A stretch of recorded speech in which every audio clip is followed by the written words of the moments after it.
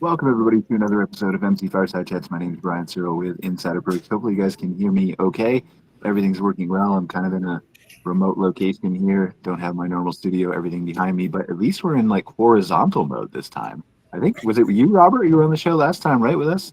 It was this show? We were like in vertical. We were switching everybody back and forth. So I've managed to do that right this time. But so welcome everybody. Excited to have another show here. We got a couple of recurring guests as always. I mentioned Robert Preston from Unhitched RV.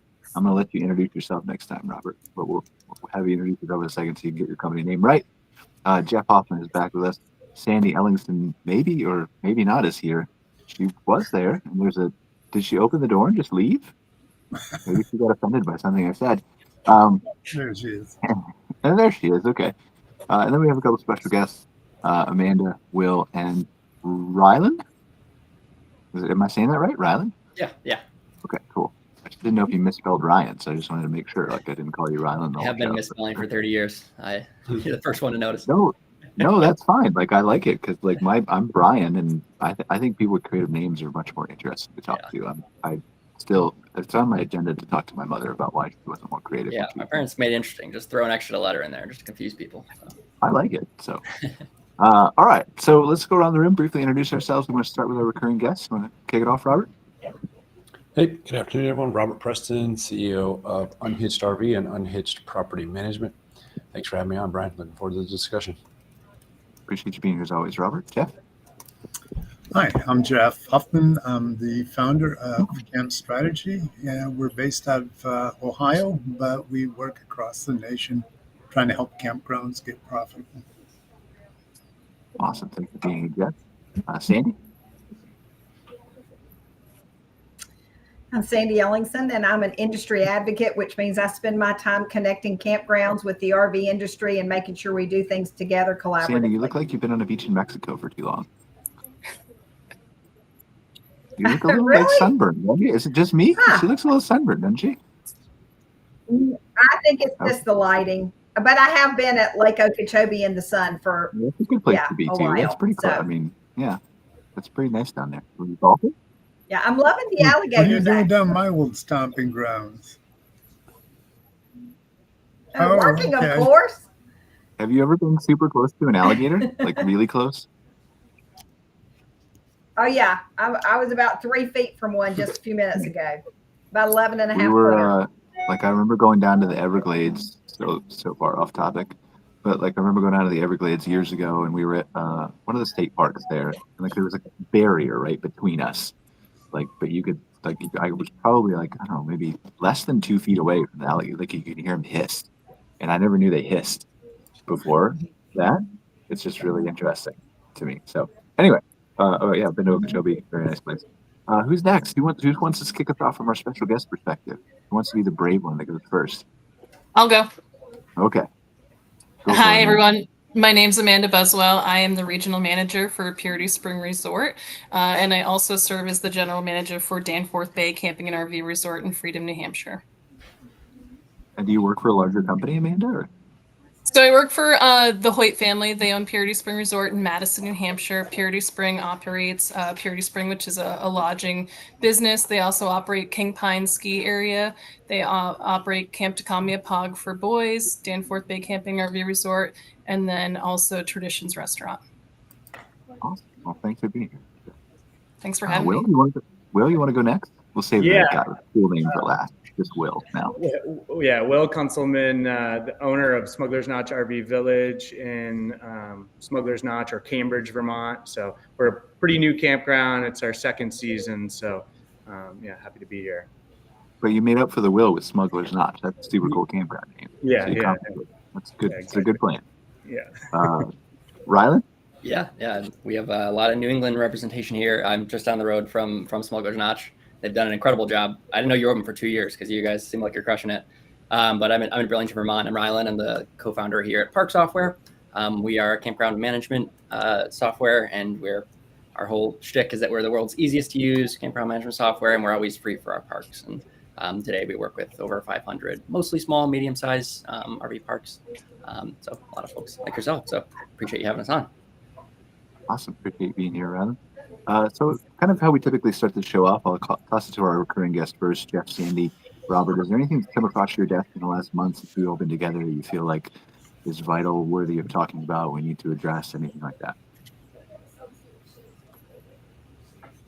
Sure, I'll start. A couple of big things that I don't know. I think it's been in the last 30 days since we met, but of course, lots of huge tax benefits that have come down the road with the passing of the big beautiful bill, and that's going to be instrumental to, I think, the investment side of it. The fact that we can get that bonus depreciation back to 100%, and the ability to write off the vehicles themselves and the interest now from the customer perspective, right? So if you buy a new RV, a lot of that interest, or most of that interest now, can be written off even for the general customer. So hopefully that starts to push a little bit on the unit sales. So that's some pretty exciting news. I think it's been the last 30 days, but I may have been wrong.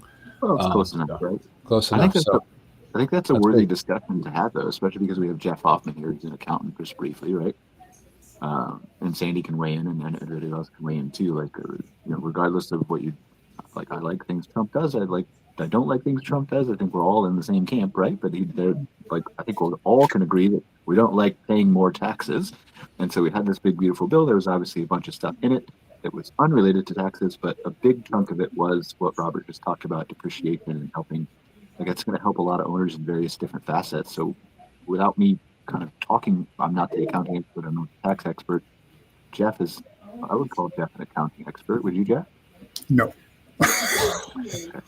Not anymore. A mediocre. Not on tax law. Entry level, whatever. I was a CPA at one time. But tax law, as you know, changes dramatically year to year, administration to administration. But yeah, I was active with OHI in advocating for this bill to get included and make sure that it passed. So we were very happy at OHI to make sure that it was included in the new bill, and it will benefit all campground owners. Well, so how is what I want to get to, right? So like there's obviously the political people who sell it and say it's a good idea, and we know it's a good idea. And like for the people who know about depreciation and those kinds of things, it's easy to understand. But for the regular campground owner here who's looking at upgrades or changes or maintenance or improvements or capital, whatever, how does it benefit them? It's going to allow them to write off their depreciable assets sooner than they would have. Basically, you're going to be able to take 100% deduction on quite a bit of equipment purchases and everything else that you're going to buy into. So your tax basis will be, you probably can get it down to close to zero if you're building your park out or adding stuff. So it does help with that. You know, I watch depreciation because I have my own little theory about depreciation, in that you can't always count it as a non-cash item. You know, you do have to have a reserve, and that's what depreciation is supposed to be. But it does cut, you know, by having depreciation, it cuts your taxes and it allows you to write off your capital quicker than you would get any other way. So Robert, you started this conversation, right? So how is this going to impact some of the things you're doing around your properties? Or how do you hope it does, maybe? I don't think I can hear you, Robert. Yeah, you look like you're on mute.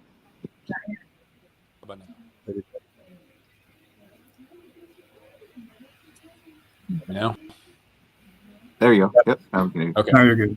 Yeah, so it certainly affects, investment side, right? So a lot of what we do in investing is for depreciation. It's one of the main reasons that makes real estate such a lucrative, valuable way to build wealth for the long term. But what I think is really important for all of us is that this is one of the first bills that actually helps the customer too. So yes, we get the bonus depreciation, we can move that forward, we can do cost sags, we can do all that kind of cool, fun stuff. But in the bill, actually, and in the bill, right, the interest cost of the RV itself for the customer is now a write-off. Right. That's a big change. So this helps all customers, not just the park owners and investors. So in essence, it makes the ownership of an RV less expensive, right? So which we'd assume and hope that then would drive up the sales, which then would increase the number of RVers out there, which, you know, helps us as park owners and helps the software managers and helps everyone. And so, and I think it'll affect, my opinion is that offset of interest, or being able to deduct your interest on RV, probably is most applicable in the higher ticket unit, right? The motor coaches, the big fifth wheels, because the price tags of those have gotten pretty expensive. And if you look at the sales side of it from the manufacturers, we're back to a pretty normal unit count sales for the year, but most of that's made up in the travel trailer and the fifth wheel segment. The motor coach and RV segment is still way down.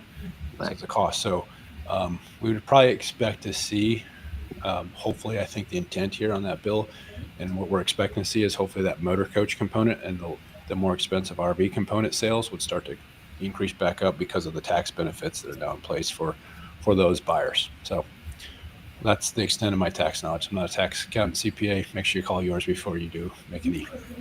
None of what you hear here is tax or investment advice, whatever else we have to say to disclose all that stuff. There's my And disclaimer. even if it was, you should for sure not listen to anything I say. You shouldn't listen to me. Maybe what Jeff says, but not what I say.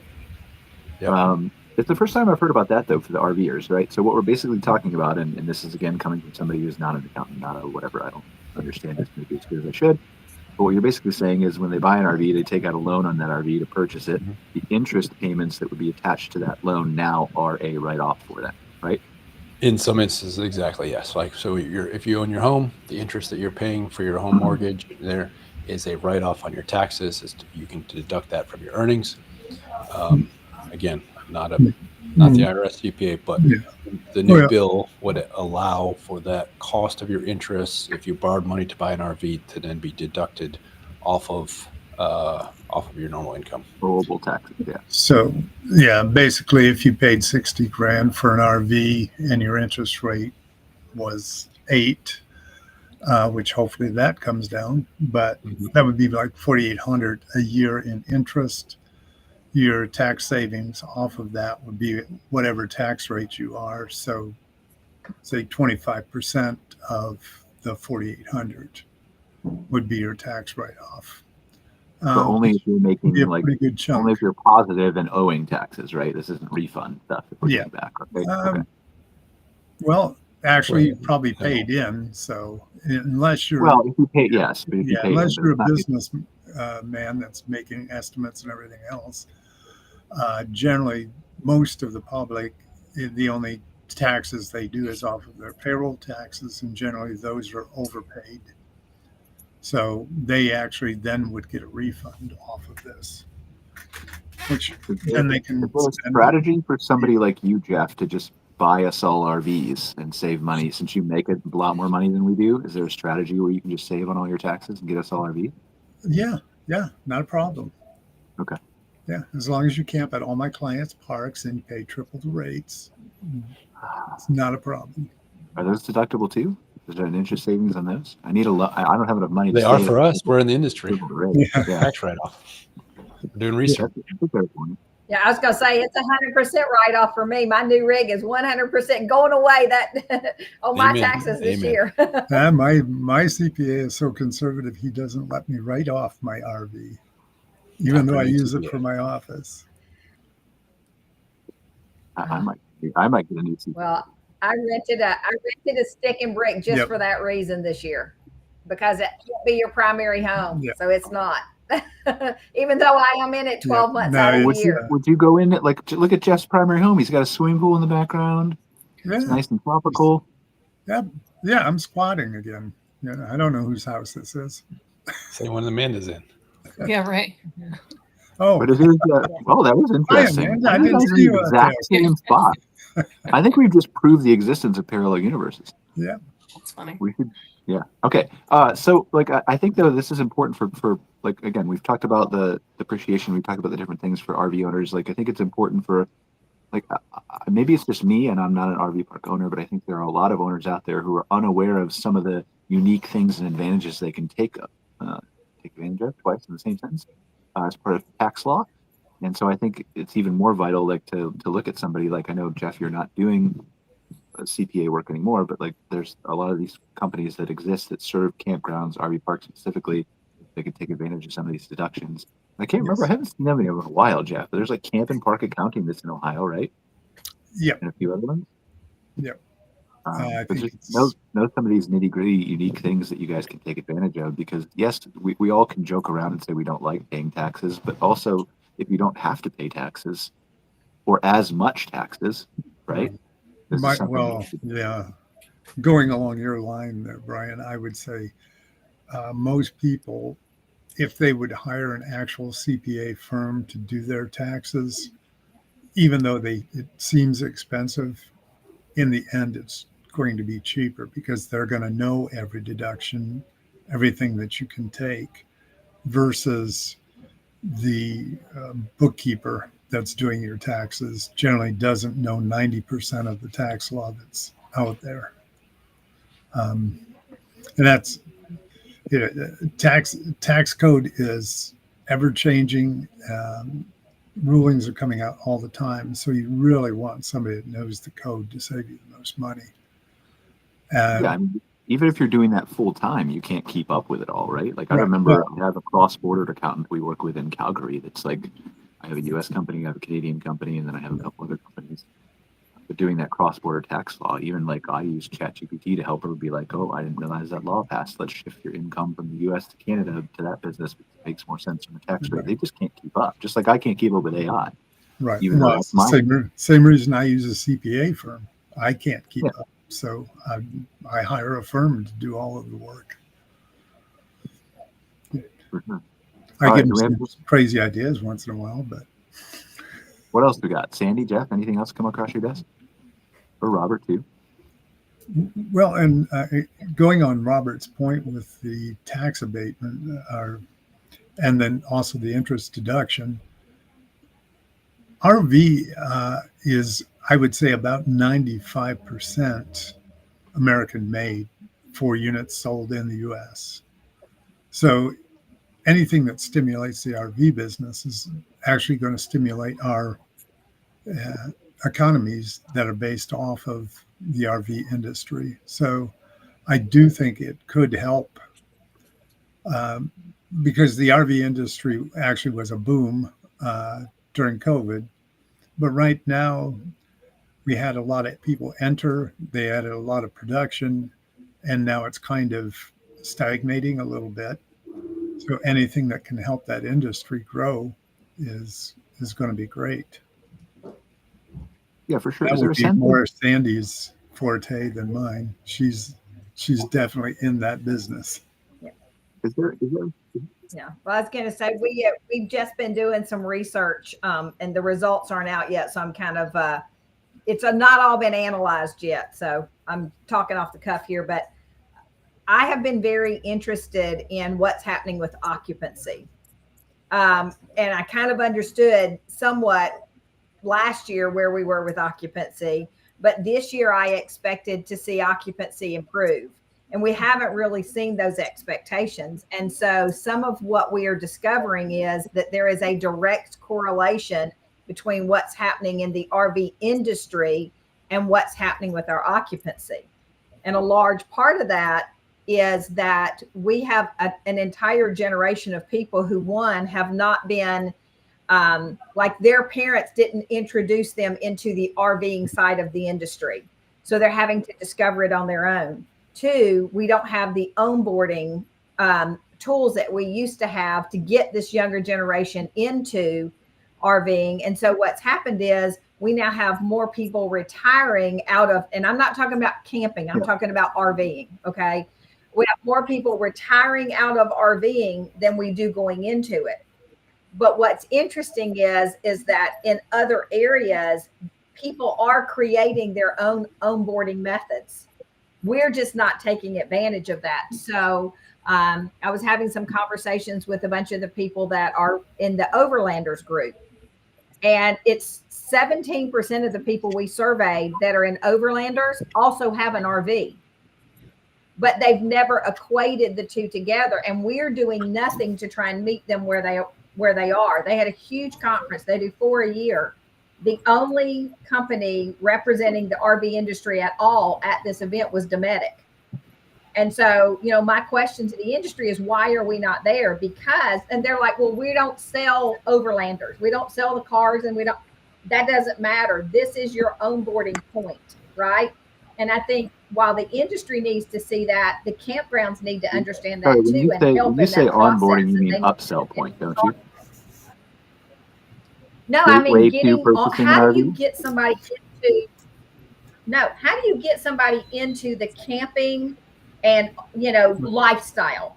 What do they see? How do they How do you get them from into Marriott it? to campgrounds? Well, but that's not all through RVs, right? Like, it's one path.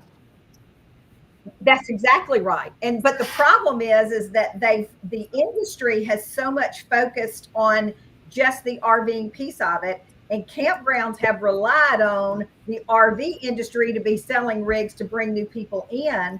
Years ago, most campgrounds stopped taking tent campers, which was the gateway drug and the onboarding process to camping for the person that was just starting out.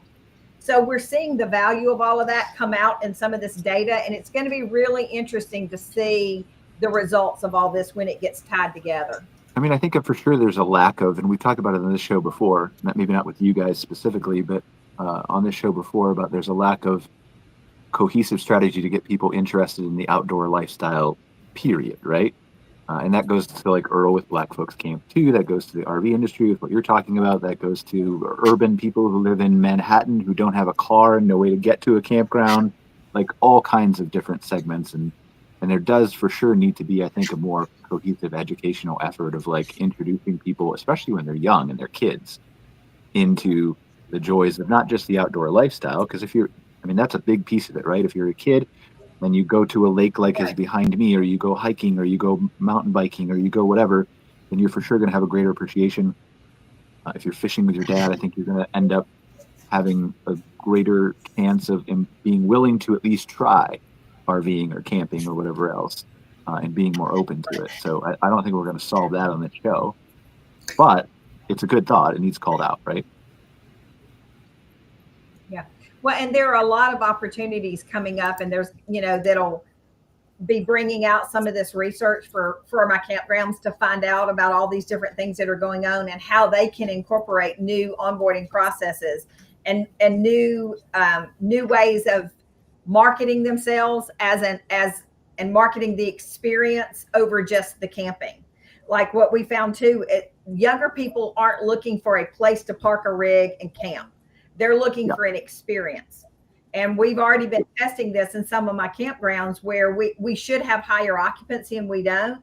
When we do a standard regular weekend where it's just a regular marketing campaign versus a marketing campaign where it's an all-inclusive weekend, and we throw in some of the new technology like stretch bill or some of those other things where the younger person can pay over 3 or 4 payments, we see occupancy automatically rise amazingly because they're looking for the experience.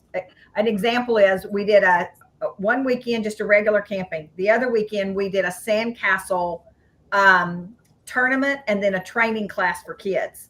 We were literally within 5 hours of releasing that email to an existing email group, so we didn't even have to pay for it. We were 100% sold out on a park that had 78 sites. Yeah, I mean, you're not going to get any argument from me that experience is the driver of everything. I mean, almost everything going forward. And I'd love to hear your thoughts about this, Robert. I want to get to Will and Rylan and Amanda too. Actually, Will, what are your thoughts on experience? Let's Will and Amanda. Let's have you guys talk versus me talking.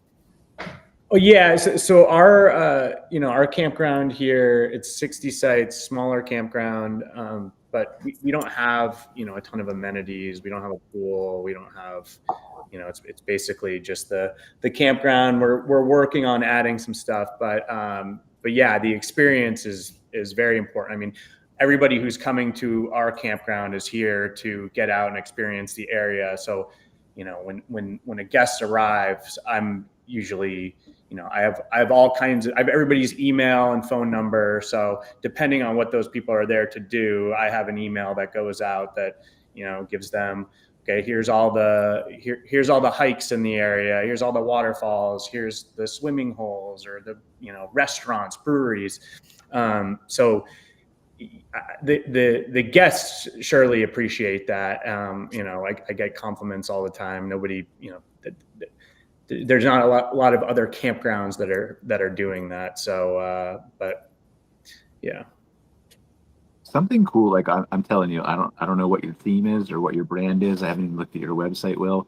But if I had a campground called Smuggler's Notch, I for sure would be doing some kind of treasure hunt with a buried bottle of rum somewhere on my property. Yeah. There is a resort right up the road, Smuggler's Notch Resort, and they go pretty heavy on the pirate theme. So, but we have talked about it. I think it's waiting there for you. Yeah. I think the rum would draw like probably packed full weekends of people if it was hard enough to find. But yeah, I mean, I think we've talked about that, and I mean, I want to hear your thoughts in a second. But like, experience is absolutely critical, and it doesn't mean that you have to have an experience of $1 million water park. It could be an experience like Will is talking about, where you just take a few extra minutes to email guests the information that they might want to experience in the area that will enhance their overall vacation, and then thus their perception of what you're offering at your park. It could be so many different things. We laugh about a treasure hunt, but it could be anything like that, right? Something that makes them, and we've consulted with so many clients on this from the marketing side too, but like, it just needs to be something that truly sets you apart. We have clients who call us and they're like, I just talked to somebody last week. I want to spend $20,000 a month in marketing. Well, okay, but what are you going to do differently? Like, if we expand your radius out and we show you Facebook ads and we show you Google ads to a larger portion of the population, we can spend that money, but within that circle, what makes you unique?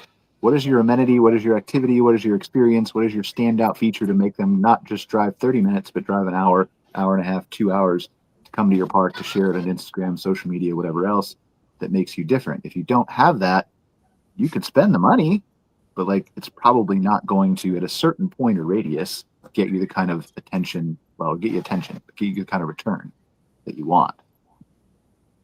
So yeah, you're singing my song now, Brian. I tell my parks all the time, you have to know who you're trying to target. You can't just say, I want RVers to come, and they will come. Amanda, what do you think? So Danforth Bay actually has 2 sections to our park. So we have 600 sites total.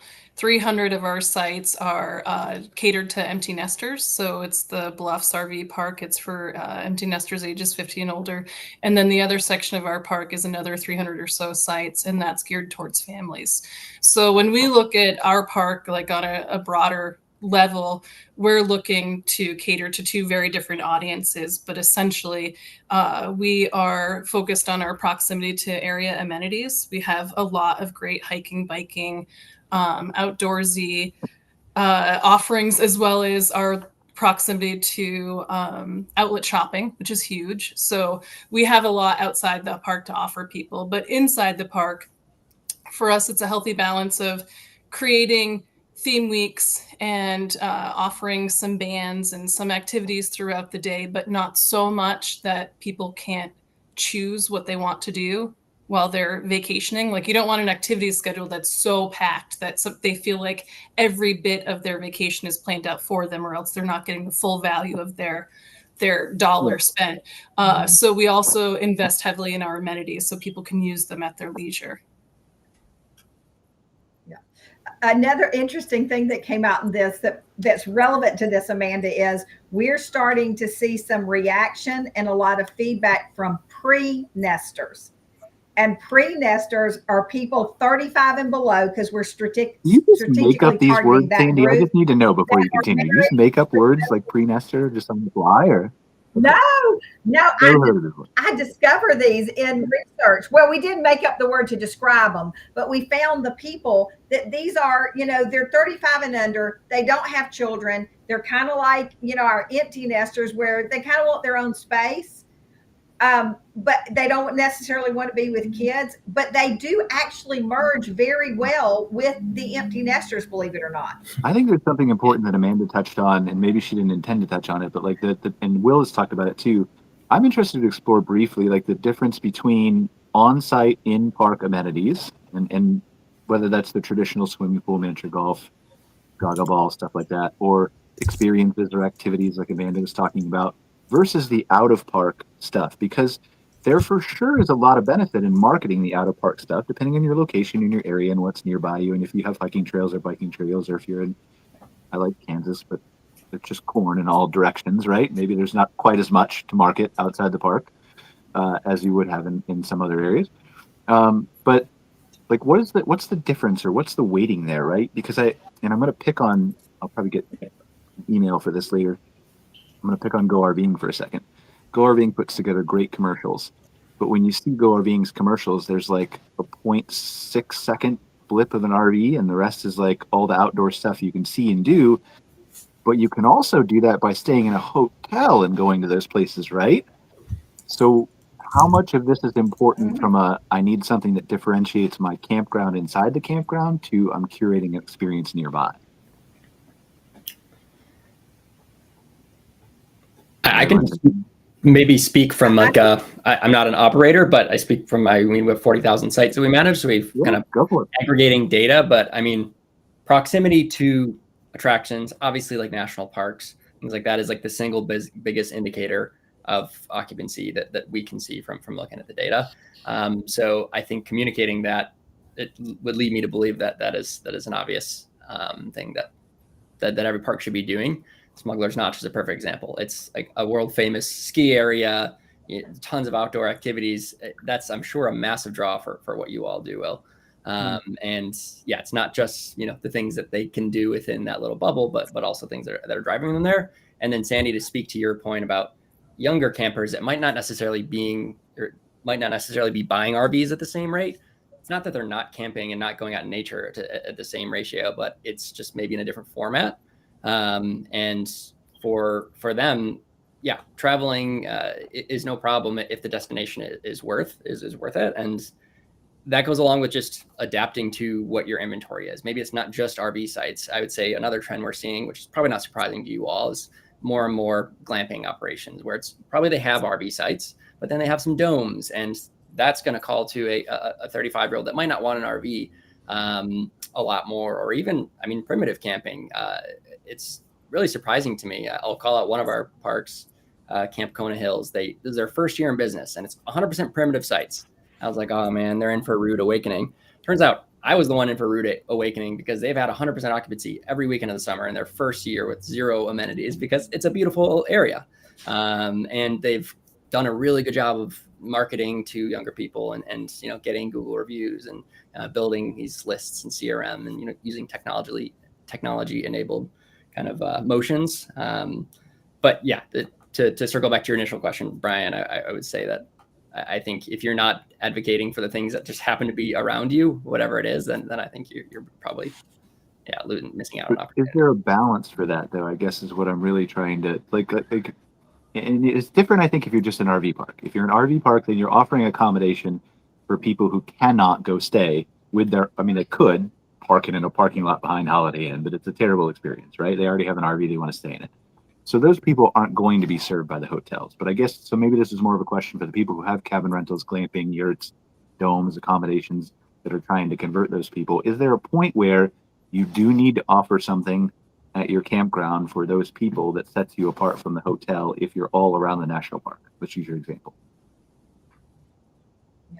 So one of the things, I think this came out in the KOA research for this year, I'm not sure, but one of the things I found, if you are strategically targeting families with young children, it's better to have the amenities on site. They are less likely to leave and go somewhere else when they have small children because of the pain of packing them all up and taking off. But those amenities can be very simple. It can be a blow up bouncy house, right? It doesn't have to be an expensive $100,000 swimming pool. It can be things that you bring in and do. For instance, the park that I was telling you about, the Sand Council competition, they don't have a swimming pool. They have the basic amenities. We took a field and we had sand brought in And this person that puts this on, she knew exactly where to order it. She was already getting discounts. They brought it in, put it in there, and then we just spread it out to go even in between the grass when it was over. And so we didn't have that there. We created it, and the cost was all covered by the cost of the stay. So yeah, so though for what you're saying about amenities on site, I think it's young kids, and then beyond that, I think it's what people's preferences are. And then, of course, if you're talking 55 plus, that's a whole nother realm, and I don't even go there. I'm too young for that. Robert, what do you think? You have a variety of different properties all across the country. Yeah, I'm going to take maybe the opposite side of this conversation and throw out a bit of a warning that if you start chasing experiences, or more appropriately, start chasing, I would say, the accommodation types, that can be dangerous, right? So if you're an RV park, great. If you're a park that has all primitive camping, great, right? But if you become I think we talked about this last week or on our last meeting, if you're an RV park and then you want to add 1 or 2 domes so you can have that new experience, you haven't added just 1 or 2 domes to get a new experience. You've now added housekeeping, maintenance. You've added a whole immense step. So I do think that there is, we want to always be attracting as many people as possible, but it's also probably pretty okay, and you have to be very careful from the business side of it to make sure that you are attracting the guests and customer that you want and can handle. And so if we subdivided this and thought about it from a guest perspective, regardless of their motivation, there's really kind of 2 types of guests. Guests that come with their own stuff, that's RVers, tent campers, overlanders, and there's guests that come with nothing, and that's glamping, domes, teepees, hotels, motels, all that type of stuff. So if you can make sure that with the experiences you're providing are staying in one of those 2 channels, I think that's awesome. But if you're trying to provide an experience that then requires you to serve both customers, either you have to be a very large resort, like probably that Amanda's running, and be able to equip and have that staff, or the negative side of it was you may get the customers, but you'll be just buried in the expense of payroll and housekeeping and cleaning and maintenance and so on and so forth. So keeping those 2 segments separated, are you serving guests that bring their own stuff, and that's your traditional tent camping, right, RV, et cetera, or you're serving guests that you're competing then with the hotel? So we're talking about kind of competition with the hotel. I think that could be a mistake if you're trying to take the hotel customer and turn them into a RV campground glamping customer, if you're not prepared for it. That's a very good point. Yeah. I totally agree with that. Totally. And I have seen that played out from my big parks to my little parks. I actually was a part of building one of the largest RV parks that's out there right now. And they literally started out with, they were going to have 600 RV sites and 400 cabins. And by the time we got to completion, we had reduced it to 100 cabins and created 300 premium RV sites that had outdoor kitchens and tiki huts. And those sell out all the time. They never have occupancy problems with those year round, because everybody wants to, and there's no cleaning for those. There's none of that kind of stuff. So I totally agree with that, Robert. You're right. I think what I was looking at, sorry, Brian. No, go ahead. Was what Sandy was getting to is I think that we have to try to hook people into the camping industry before they become hotel people. In other words, we want them to find out that the camping experience is a great way when they're younger, and then stay with it as they go through the phases of getting larger and larger units, and maybe eventually just settling down to be seasonal at some place. But we've got to get those groups in before they find their brand. You want them to end up having camping be their brand, and their go-to, not going to a hotel. Yeah. And we really learned a lot about that during COVID, because we had so many people buy a rig, not because they were interested in camping, but because they were going stir crazy. And so a big initiative that I was involved in after that was, how do we keep these people from dumping all those rigs back onto the market? Because the last thing that the RV industry wanted was all of their new sales getting eaten up by the people dumping. And we were pretty successful in making that transition and getting people to stay camping. But it was an education process. It wasn't just natural. They didn't just immediately go there. Their first thought was, COVID's over, sell the rig.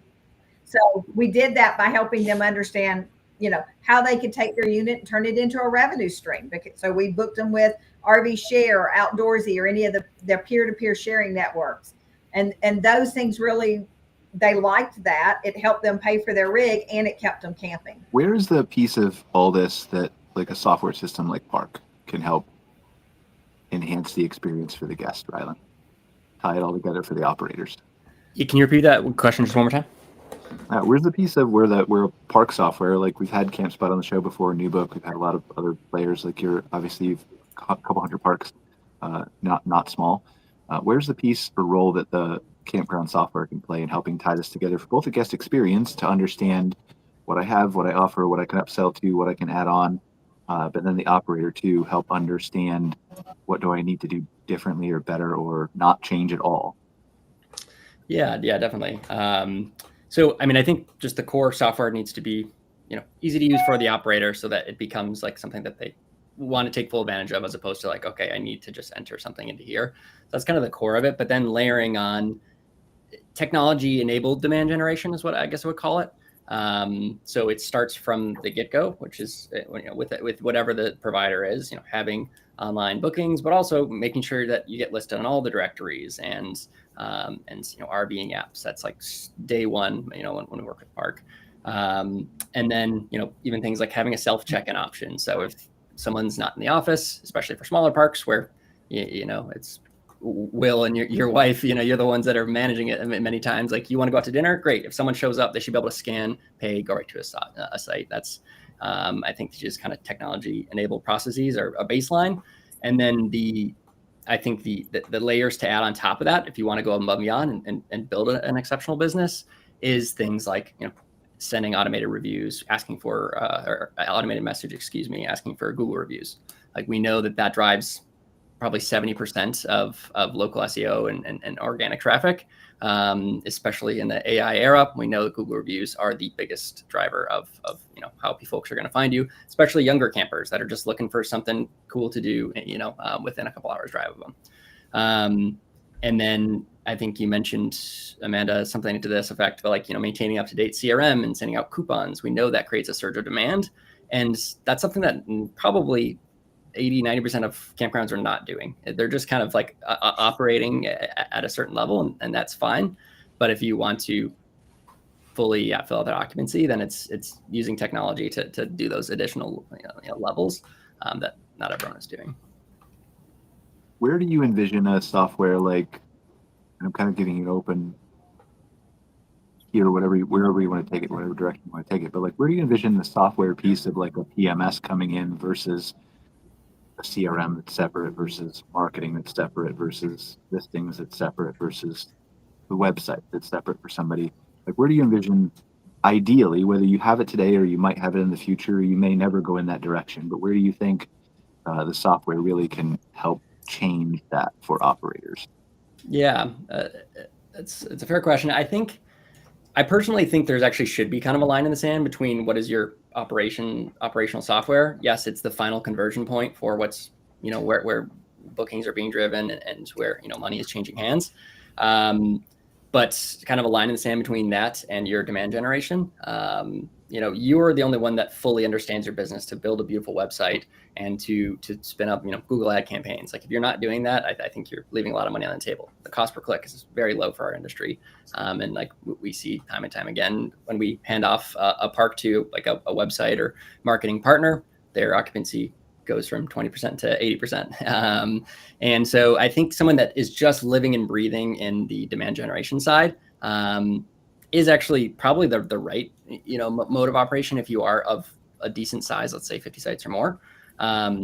Less than that, so long as you're doing just baseline, the things that we'll set up with all of our parks. Like I said, getting you on all of the apps and setting up, flyers for after hours check-ins, just kind of baseline things. You're already going to be ahead of a lot of the campgrounds that might not even have a website or might not even really be participating in the internet age, which is actually still a lot, as I'm sure you all know. And those are kind of the ones that, we as a trend are seeing, they're either aging out and trying to sell their campground, and someone buys and says, whoa, this obviously is not the right way to run a business in 2025 with a massive stack of paper.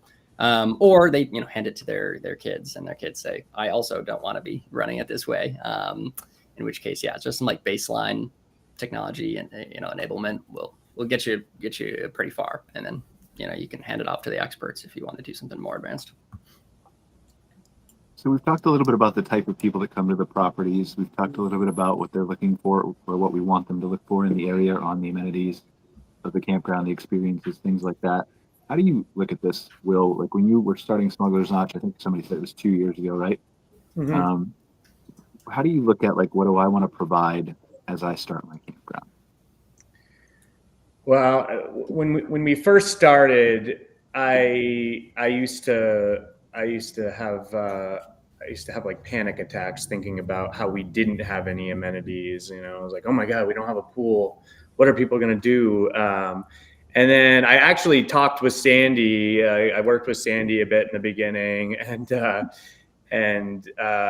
don't know, did some research, and like the further we got into it, it was like, if you're in an area with a lot of attractions, you don't necessarily need to have all these amenities and a million things to do. So, I'm sorry, what was the question again? Well, you're going to test my memory now. Yeah, I know. I really don't belong hosting a show live in front of people. So I think my question was geared along the lines of, as you began to start Smuggler's Notch, and you talked about your work with Sandy and you figured out some of those things. So I think you were kind of on the right track to answering the question. Yeah. But how do you kind of decide this is where I want to go? Like, how do you decide you want a pool or you don't want a pool, or you want amenities or you don't want amenities? You want to focus on the local area versus experiences or events?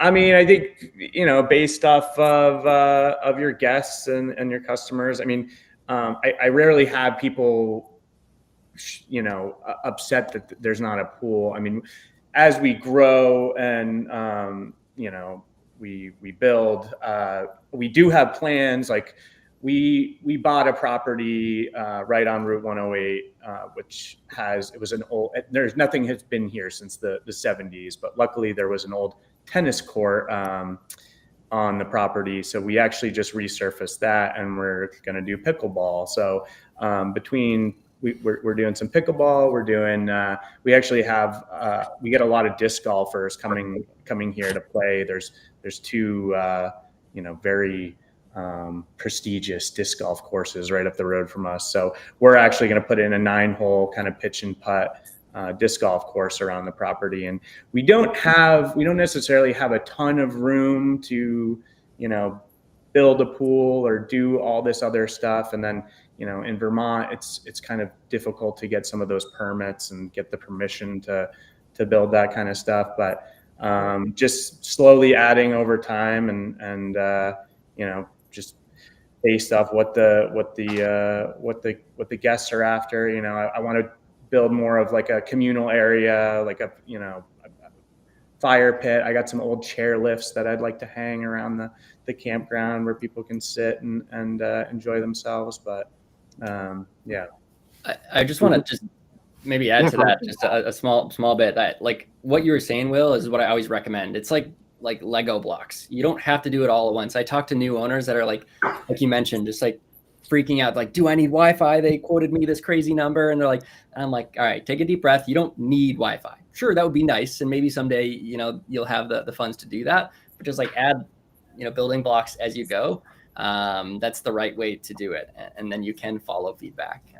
Community fire pits is a cool one. One tip I will give is that what is it? S'mores kits sell like hotcakes, especially if you have a community fire pit. That's a random tip, but anyways, sorry, Brian.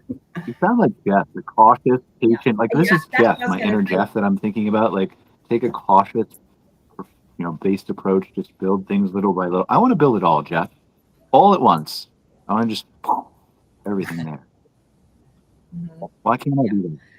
Well, I always say build the kind of park that you're going to enjoy managing, especially if you're a small park owner, right? And then market to the guests that you hope you can host, but then let your guests tell you during that first year what they want and who's coming. And that'll define all that. And so it really goes to what Ryland's saying too, is you don't have to do it all at once. You can add it over time as your guest begins to refine who you need to become. Is it just you But- asking your guests that question though, right? Because I'm not saying you shouldn't. You should absolutely take surveys of your guests. You should ask them on checkout, what can I do better? What would you like to see added? What are the different types of things we could, give you here that would make your experience an even better say than it was before? But like Robert, take you for example. Like when you're acquiring parks, when you're managing new properties, like you made a very good point about how, and we've talked about that on the show before, maybe not as eloquently as you put it, but we've talked about the need to focus on do one thing that you do well. I think is what I'm hearing you say, right? The RVs are and many, you said other things too, but if you're an RV park, do the RV park well. If you're a glamping park, glamping, do the glamping well. If you're tent camping, do the tent camping well. Not to say that you can't do both and do two things well, but you got to master one and then move on to the second, and then have a big enough, plan in place and all that kind of stuff. So how do you look at this, Robert? If you're looking to acquire new parks or manage new parks, and you're coming in and you're saying, all right, well, I'm looking at this property. Let's just pretend they're an RV park. They know their target audience well, or they don't know their target audience well. They know what they're going after, or they don't. They have a plan, or they don't. They've got amenity. Like, how does that process to Robert Preston?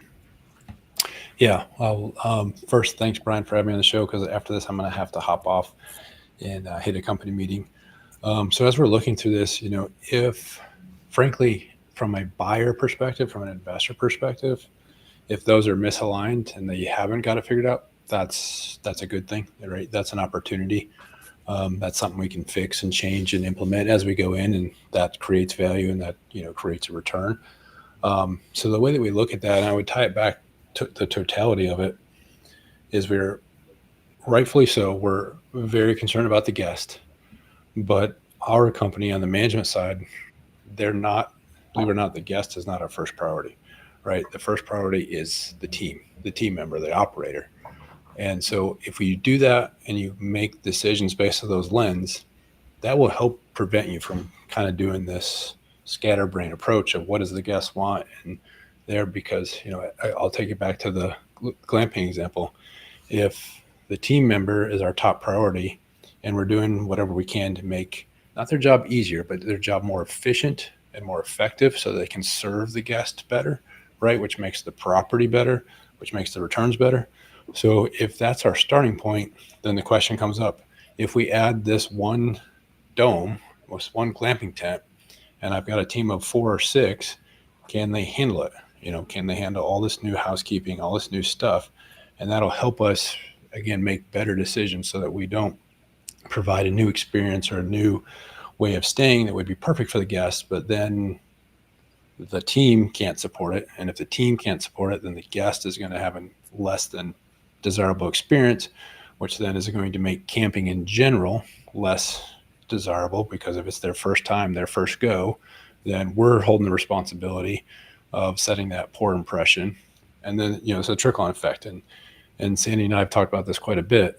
If you expand that out to the macro level, that's the problem with the industry, is the manufacturers and the dealers and the campgrounds and the software systems, and no one's really working together. So if anyone has a negative experience at any point in that path, it affects all of us. Yet we're choosing, essentially right now, exception of Sandy, so I'll commend her.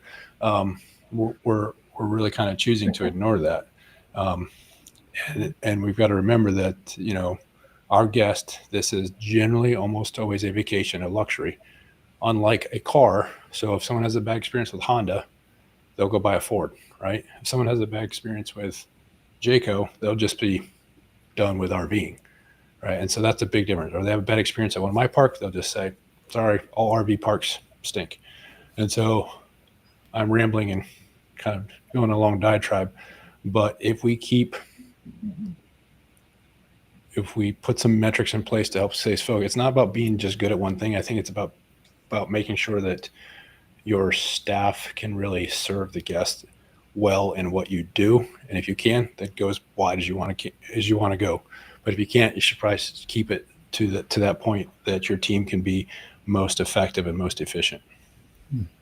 It's a really good way of thinking of it. I've never heard it. And if you have to jump off that, thank you for being here, Robert. I appreciate it. It's a really good way of thinking about it, though, from your employee team members' perspective. Of, that is going to trickle down, as you talked about, to the guests, to their experience, and what if they're running around. Even you add something like you're talking about with laundry, or even something easier, where they're adding this to their schedule and they were already working 7 hours a day, and now they have to work 8 and maybe skip half their lunch, and then they're stressed out, and then they maybe snap at a guest the wrong way or have the wrong tone of voice, and that leads to a negative review, which leads to So it's for sure I think maybe a lot of owners know that, but don't think of it in the way that you suggested to approach it. And so thank you. I appreciate you. Well, we've made a lot of mistakes, so that's how we got here. Yeah, that's the only way to get to where you're happy.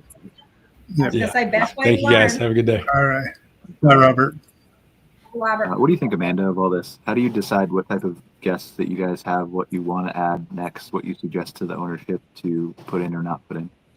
So for us, I think it's mostly about knowing your product, right? So in addition to engaging with your guests and engaging with your staff, we also allow for our staff to stay at our property and really use the facilities and amenities and let us know that, because you're not always going to get the most accurate feedback from guests, right? Like, you hope that you will, but your staff is going to give you pretty accurate feedback. So we allow for them to come stay and play and let us know what works well and what doesn't. We poll them frequently to find out, where they see the company in 5 years, 10 years, what they think would add to the value of the park. And we do the same thing with our guests. After each visit, we send them a survey that they can fill out as well. But it also is knowing your strengths and weaknesses. So we're right on the lake. So we do a bunch of boat rentals, canoes, kayaks. We make it easy for people to enjoy the lake that we have. We also play to our weaknesses. We have a huge park, 185 acres. There's lots of hills. So we rent golf carts. We make it easy for our guests to be able to explore the entire park, regardless of whether or not they have mobility issues or if they don't have a vehicle that's conducive to exploring the park. Jeff, how do you approach this from a consulting standpoint? I'm sorry, I didn't hear the question. How do you approach it from a consulting standpoint, Jeff? Like if you're advising a park on what to do and not to do? One of the things I find is most campground owners will spend themselves into oblivion trying to keep up with the Joneses instead of actually trying to take a look at their park and their guest. Will, you're doing a great job of what you're doing. And, if you add something, make sure that your return on that investment is going to pay you off sooner and not drain your cash flow. Or that if you go into debt, that you're going to definitely be able to cover the debt and it's going to increase your cash flow. So when you take that, you take the customers, and we always recommend interviewing your customers, talking to your guests, keeping track of the data, what's out there, going to the shows, learning what new products might be out there. The other thing good about going to the conferences that are put on by various states and national, you get to talk to other campground owners. And the more, we're a strange group because it's hard to make a living as a consultant because everybody is so free with the information about what they did right in their campgrounds that the best learning source is the hallways of any conference you ever go to. People love to talk about their campground. But how do you avoid that trap, right? So I'm hearing you say keeping up with the Joneses, and I agree with you that this is a problem. There's two things that I think owners need a little bit more clarity, and maybe that's from you, right, or other people on this call. But how do I avoid that trap of keeping up with the Joneses? Because there's two things that you said that almost help me fall into that trap. One is going to conferences. You for sure should go to conferences. You for sure should network. I'm not suggesting that you shouldn't do that. It's very valuable. However, if you talk to all the campground owners who have done, like, I put in a gaga ball pit and that was amazing, and you talk to 6 of them and you're like, well, do I keep up with the Joneses and do a gaga ball pit too, without understanding my audience and who they are and whether they want it and all those kinds of things? And then the second piece is I'm going to pick on you, Rylan, and myself too, because I'm a vendor too. I do marketing for parks, for 500 some parks. But like, if you go to a trade show and all the vendors are pitching the latest, brightest, new, shiniest thing that the park down the street has, is that serving you well with keeping up with the Joneses? Sometimes it is, but not always, right? You started the conversation, Jeff, so I'm curious what you think of all that first. Well, everything that you do has to fit with your goals. And it goes back to one of the things that I preach is it comes from the EOS system, but basically everything you do in your business has to point to the goals that you're trying to achieve. So yeah, a gaga pit is going to cost you $1,200. What's the return on that investment? Who's going to use it? Is it going to draw more people? Is it a family activity that people are going to enjoy and be happy with? That's a low cost one. Now, Will, if you're looking at putting in a pool with a 60 site campground, I agree with Sandy. I wouldn't do it. There's no cost benefit. There's so many other things that you could do that would be way less than a pool that are going to give the guest a better experience. So you have to weigh out what your cash flow is, what your debt limit is, and take a look at that along with your guest. Everybody, I wish I owned a Lamborghini, but I don't. I own a Kia. Because it's practical. So it's the same thing in your campground. Yeah, you want to be a Lamborghini, but if your budget puts you down at buying a Kia, stay there and be the best Kia you can be. And that's what you've got to look at is, how do I become my best campground, not somebody else's best campground? What's good for you? What's good for your market? And I always tell, like, the smaller campgrounds, you're generally running around. And it goes back to Robert's point. You already work 80 hours a week. Do you want to work 82? If you put something in that's going to cause, well, I like working 82, but and Sandy works 102. And Brian, you work full-time 24 hours with your stupid AI robot that I talk to all the time, thinking it's you. What is that thing's name again? My AI? Well, he has his own for when you write him emails and stuff that chats back with me, and then all of a sudden I realize it's not him. And I always want to be really cheeky when I get one of those emails back, but I haven't had the courage to do it yet. The way I find out is I put something totally nonsensical, but I'm gonna go improve it now. See if you can keep doing. But yeah, like I think you bring up good points. Although I am picturing you, Jeff, in a Lamborghini with your hair blowing back behind, you're going down the highway at 120 miles an hour. Yeah, I do own a race car, but it's a Subaru, not a Lamborghini. All right. Well, let's. We're a couple minutes over. I want to be cognizant of everybody's time here. So we want to give final thoughts. Just any final thoughts, and where can they learn more about your properties, Amanda? I'm sorry? You want to go first? Just any final thoughts you have, and then where can they learn more about the two properties that you're representing? Yeah, for sure. So I guess in closing, I would say just to choose your price point. What do you want the price point of your park to be? Because you can have all of the best, latest, greatest, everything, but then are you going to be affordable for your area? So that's something that we always look at as we're making decisions as well, because we don't want to price ourselves out of the market. We want to be very family friendly. We want to cater to the people that are just introducing themselves to camping. So that's always at the forefront for us. And in terms of where you can find information, I always refer to our website, so danforthbay.com. We put a lot of effort into making it easy for our guests to learn more about us, even, after we're not staffing calls for the day and that sort of thing. So, yeah. And thanks for having me. Yeah, thanks for being here, Amanda. Bill?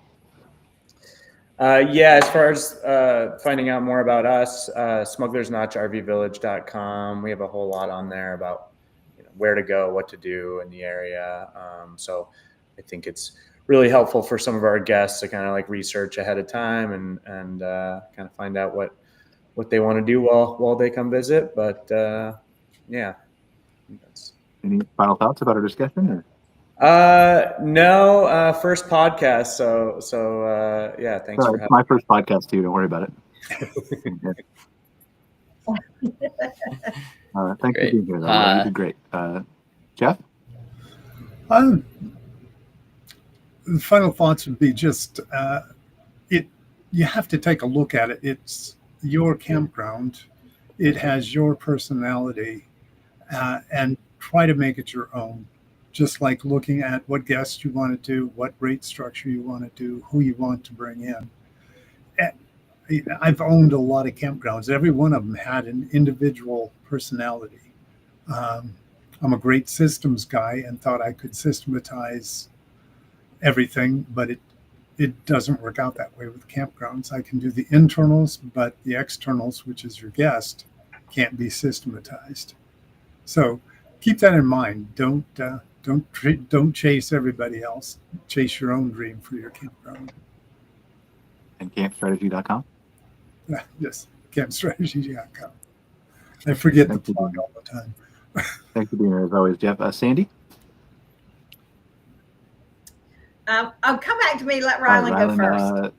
I want you to not tell me your final. Well, you can tell me your final thoughts, but I also have another question for you briefly. I want you to tell me what is the one thing that sets Park software apart, and you can't say ease of use. Okay. Let's say that it's always 100% free for the campground. That's the number one thing.